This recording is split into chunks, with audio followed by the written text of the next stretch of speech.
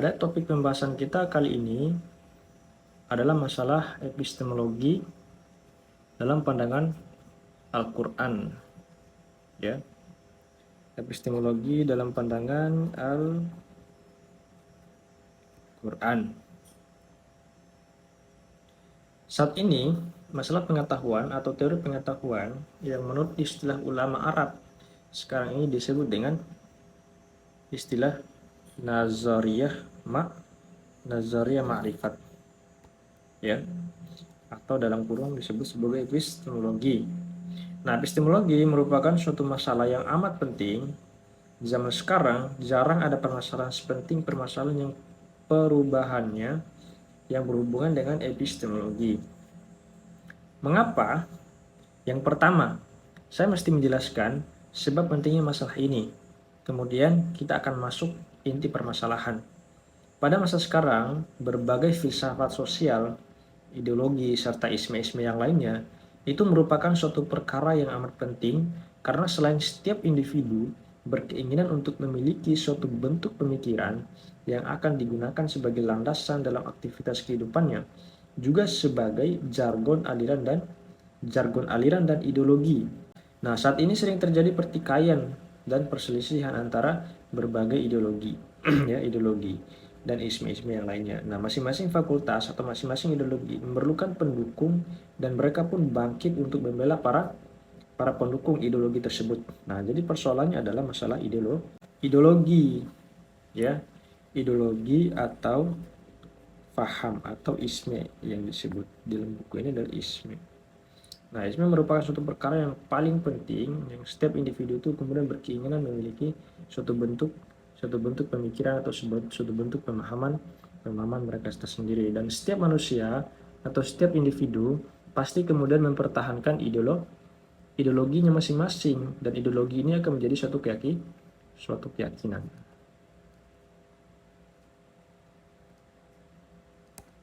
Sejak dulu, teman-teman sekalian, pertikaian senantiasa terjadi dalam masalah ideologi, ya. Baik itu masalah ideologi maupun masalah akidah. Dan bentuk pemikiran. Dulu sebagian besar bentuk pemikiran dan akidah berada di sisi permasalahannya sifatnya teori semata. Ini pun hanya terdapat dalam kalangan khusus. Namun pada masa sekarang, karena berbagai filsafat sosial telah melangkahkan kakinya ke tengah masyarakat, maka peperangan antar akidah, ya, yakni peperangan antara ideologi dan isme-isme itu semakin bertambah luas. Disebabkan karena ada perbedaan keyakinan. Perbedaan keyakinan ini disebabkan oleh karena perbedaan pemikiran. Nah, perbedaan pemikiran di antara kalangan manusia, di antara kalangan masyarakat itu merupakan sesuatu yang normal, sesuatu yang biasa-biasa saja. Nah, akan tetapi dengan adanya perbedaan-perbedaan itu, dengan adanya persoalan-persoalan itu kemudian menimbulkan berbagai macam masalah. Ya, perbedaan pendapat itu mengakibatkan terjadinya konflik, perbedaan ideologi itu menyebabkan terjadinya perpecahan, ya. Nah, realitas yang terjadi di dunia ini ada begitu banyak keyakinan-keyakinan, ada begitu banyak ideologi-ideologi yang kemudian itu menjadi satu penyebab, itu menjadi suatu sebab daripada hadirnya konflik, hadirnya perpecahan di antara kelompok. Tentu misalnya kelompok saya dengan kelompok yang lain itu tentu memiliki ideologi yang berbeda, dan pasti saya akan membenarkan ideologi saya dan kemudian menyalahkan ideologi yang lain. Itu kemudian contohnya misalnya berkaitan dengan masalah akidah. Nah, hal yang seperti ini itulah kemudian kita selesaikan bersama dalam kerangka epistemologi yang mendasar. Nah, pada kesempatan kali ini terjadinya perbedaan ideologi itu kemudian kita harus pecahkan di mana letak persoalannya. Kenapa kemudian masyarakat atau kenapa kemudian masing-masing individu memiliki perbedaan pandangan, memiliki perbedaan ideologi, dan memiliki perbedaan keyakinan terlepas daripada masalah agama. Nah, apa sih sebenarnya hubungan antara ideologi dengan pandangan dunia? Nah, perlu kemudian kita ketahui bersama bahwa ada istilah ideologi, ada istilah pandangan pandangan dunia. Nah, apa itu ideologi dan apa itu pandangan dunia? Pandangan dunia. Mengapa ada perbedaan ideologi? Mengapa setiap individu atau golongan dari ideologi tertentu cenderung kemudian membela dan mempertahankan ideologinya? Nah, bila bila kita atau bila kalian semua bertanya pada seseorang yang kemudian memiliki keyakinan terhadap suatu ideologi tertentu, mengapa Anda meyakini yang ini dan tidak meyakini yang itu? Nah, maka ia akan mengungkapkan bahwa jawaban yang lain dan itu adalah pandangan dunia.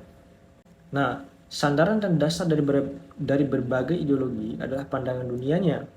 Nah, kita kembali lagi bahwa sandaran daripada berbagai ideologi ya itu terletak daripada pandangan dunia.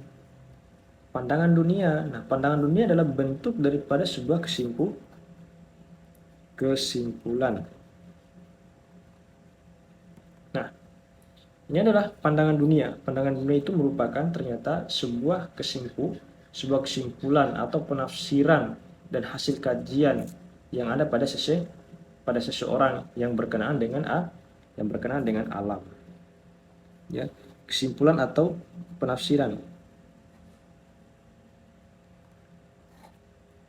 yang berkaitan dengan apa? Yang berkaitan dengan alam, berkaitan dengan manusia, ya, berkaitan dengan masyarakat dan sejarah. Nah, 4 poin inilah yang kemudian menjadi objek, ya, yang kemudian menjadi objek atau yang kemudian menjadi sasaran daripada pandangan dunia. Nah, pandangan dunia melahirkan yang namanya ideologi. Pandangan dunia melahirkan ideologi berdasarkan kesimpulan dan penafsiran tentang alam, tentang manusia, tentang masyarakat, tentang sejarah. Ya, jadi 4 komponen ini atau 4 poin ini itu kemudian menjadi sumber dasar, menjadi landasan, menjadi fondasi daripada hadirnya sebuah ideologi. Ya. Nah, misalnya bagaimana pandangan dunia saya tentang masyarakat? Ya. Bagaimana pandangan dunia saya tentang manusia? Bagaimana pandangan dunia saya tentang alam? Bagaimana pandangan dunia saya tentang sejarah? Contoh Karl Marx. Karl Marx, bagaimana pandangan dunia Karl Marx tentang masyarakat? Pandangan dunia Karl Marx tentang masyarakat bahwa masyarakat adalah merupakan suatu individu yang kemudian merdeka atas dirinya, ya, yang merdeka atas dirinya dan dia memiliki hak yang setara dengan yang lain. Contoh, itulah pandangan dunia Karl Marx tentang masyarakat. Sehingga apa? Sehingga pandangan dunia ini melahirkan yang namanya ideologi. Nah, berdasarkan pandangan dunia masyarakat, pandangan dunia kita tentang masyarakat yang tentang masyarakat yang sama dan setara, maka lahirlah ideologi yang namanya sosialisme. Ya kan, sosialisme. Kata dasar daripada sosialisme adalah sosial, ya, atau masyarakat, yang secara terminologi sosialisme itu bermakna setara dan sama dan setara. Dalam pandangan Karl Marx, masyarakat tanpa kelas, ya, tidak ada kelas dalam konsep masyarakat Karl Marx. Nah, itulah kira-kira salah satu contoh ideologi yang kemudian dilahirkan oleh pandangan dunia berdasarkan 4 poin ini, ya, berdasarkan masyarakat. Contoh misalnya manusia, bagaimana masyarakat, bagaimana Karl Marx itu kemudian memandang manusia, ya.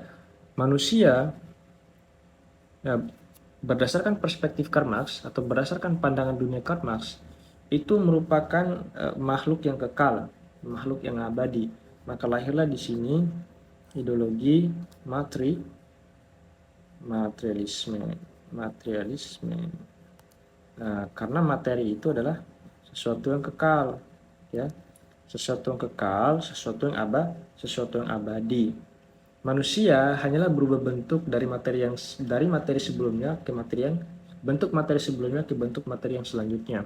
Begitu sampai seterusnya, ya, bahwa manusia tidak akan pernah mati karena ia terbuat daripada materi.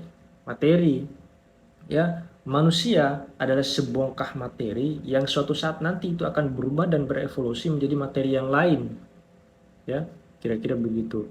Nah, maka materialisme atau pemahaman materialisme itu hadir, ya, karena ada pandangan dunia tentang manusia kan gitu. Nah, berbeda lagi dengan ilmuwan-ilmuwan yang lain.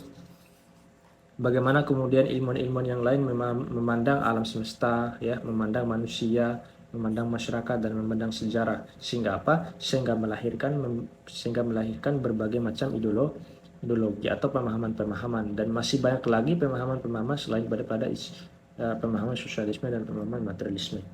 Contoh seperti itu. Nah, berbagai golongan dan individu memiliki pandangan dunia yang saling berbeda. Satu golongan meyakini alam ini adalah demikian dan golongan yang lain menyatakan bahwa alam ini adalah demikian. Nah, jika pandangan dunia saling berbeda, maka ideologi pun akan saling berbeda pula, karena sandaran asas ideologi dan yang memperkuat suatu bentuk pemikiran itu adalah pandangan dunia. Jika ideologinya salah, itu artinya pandangan dunia juga salah. Jika pandangan dunianya salah, maka akan melahirkan ideologi yang salah. Jadi antara ideologi dan pandangan dunia itu merupakan satu kesatuan yang berkaitan antara satu dengan yang lain. Jika pandangan dunianya keliru, maka ideologinya pun keliru. Jika ideologinya keliru, itu artinya disebabkan karena pandangan dunianya yang keliru, ya.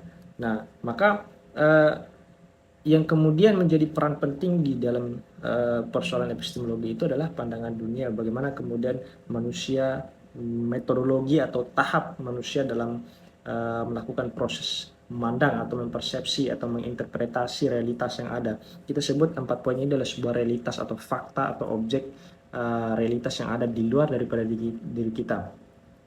Nah, berdasarkan 4 poin ini, bagaimana cara kita memandang, ya, bagaimana proses kita melihat dan mempersepsi, itu kemudian nanti akan berakhir dan melahirkan suatu ideologi, suatu pemahaman yang berdasarkan pandangan dunia. Jadi pandangan dunia kita tergantung daripada bagaimana kita melihat alam semesta, bagaimana kita melihat manusia, masyarakat, dan sejarah. Dan itu konsekuensinya adalah melahirkan suatu ideologi. Benar dan salahnya suatu ideologi itu tergantung daripada pandangan dunia. Nah, pertanyaan selanjutnya. Ideologi menentukan sederetan perintah dan larangan, ya. Jadi ideologi ia mengajak manusia pada sebuah tujuan tertentu dan menunjukkan jalan yang dapat mengantarkannya sampai tujuan tertentu atau tujuan tersebut.